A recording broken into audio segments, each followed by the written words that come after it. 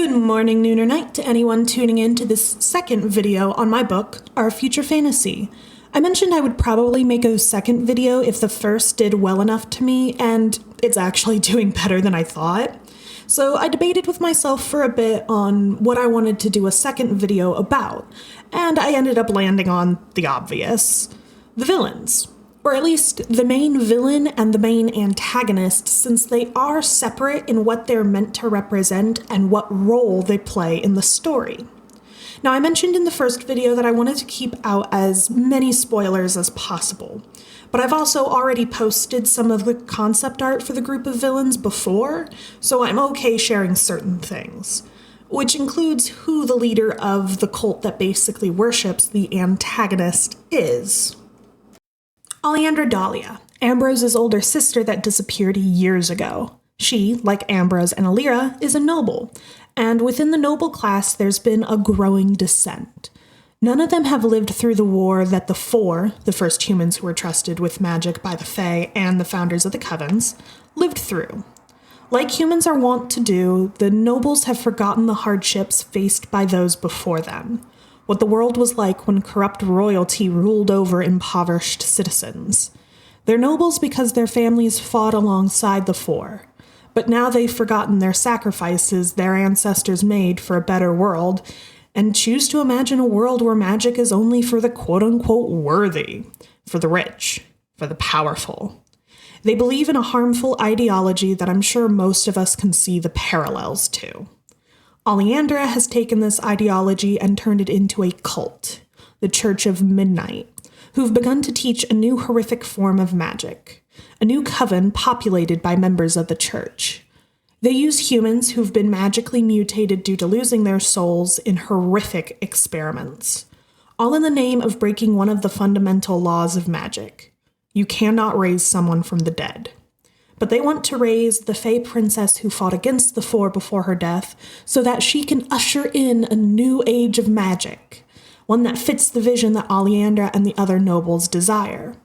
The cult is ran by Alliandra, obviously, as well as 6 other nobles she trusts. Her right-hand woman, the cult's master manipulator who ensures their secrets don't get out beyond simple rumors, her head executioner that is at her beck and call, killing whomever she tells him to, an oracle whom she trusts every vision of, and 2 incredibly skilled necromancers, the New Coven, like herself that help her with their main task, the object of Alliandra's desires, the one she worships almost as a god, and the reason she founded the whole new coven to try and break the laws of magic, Our Future Fantasy's main antagonist.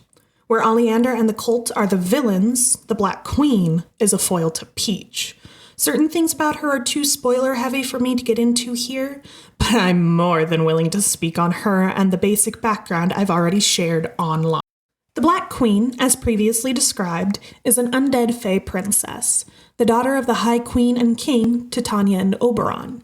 And when the barriers between the Fae's realm and the human realm of Elcyon began to break down, it led to the Ytterpii royal line, who was in power at the time, to begin to capture Fae to test on them and turn them into weapons.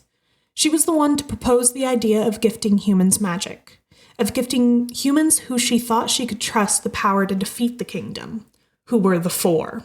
Mila Hecate, who was a pseudo-leader of a growing rebellion against the royal family at the time, she founded the Wizards' Coven. Alfred Hestia, who was a member of this rebellion and a doctor trying to help the wounded the best he could with what he had. He founded the Witches' Coven. Ares Hawthorne, a bastard son of the previous king of the Ytterpii kingdom, and had a bounty on his head by the then-current king who was his half-brother. He founded the Knights' Coven. And Guinevere Ytterpii, the youngest child of the king and Ares' niece, who'd always known she was never going to see the crown, so instead she'd taken to learning about her kingdom, and saw too much of the suffering and turned against her father. She founded the Bards' Coven. All of the Four are effectively immortal due to being brought into the Fae realm to be given their magic after the High Queen Titania conceded to her daughter's proposal, allowing the Four to be granted the gift of magic and the knowledge of how to recreate the ritual. Unfortunately, the Black Queen came to regret her decision after a battle caused the death of her father, High King Oberon. She wrongfully blamed the Four for his death, and she descended into an angry spiral, vowing to kill the Four and fix her mistake of convincing her mother to gift them magic. But in the end, Titania didn't view it the same, and once the Ytterpi kingdom fell, the Four and Titania had to fight the Black Queen as well. The princess managed to convince a great majority of the Fae to side with her, as they'd already been dissatisfied with the idea of gifting humans magic. So once the princess admitted she was wrong, they fought alongside her.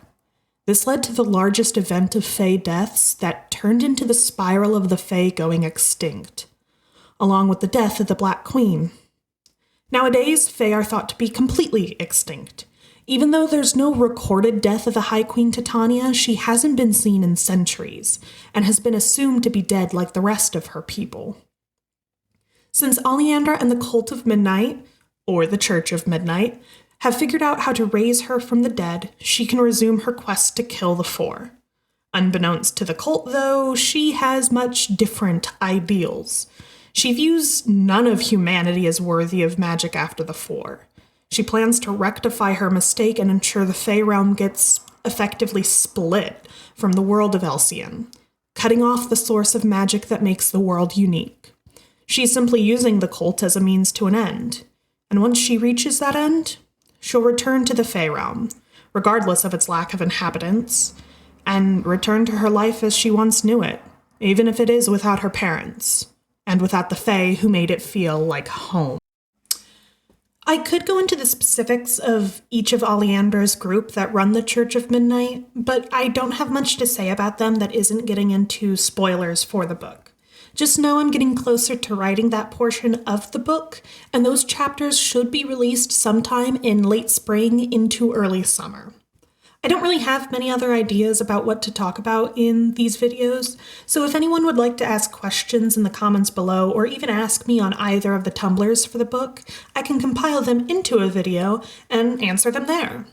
This book has been my little pet project, and I love being able to talk about it, even if I don't always know what to talk about at any given time. As always, you can read it on my NeoCities. Chapter 4 will be releasing sometime this week as of the writing of this video, and may already be released by the time it's finished and published. But I hope you enjoy both the book and this look into it. Bye!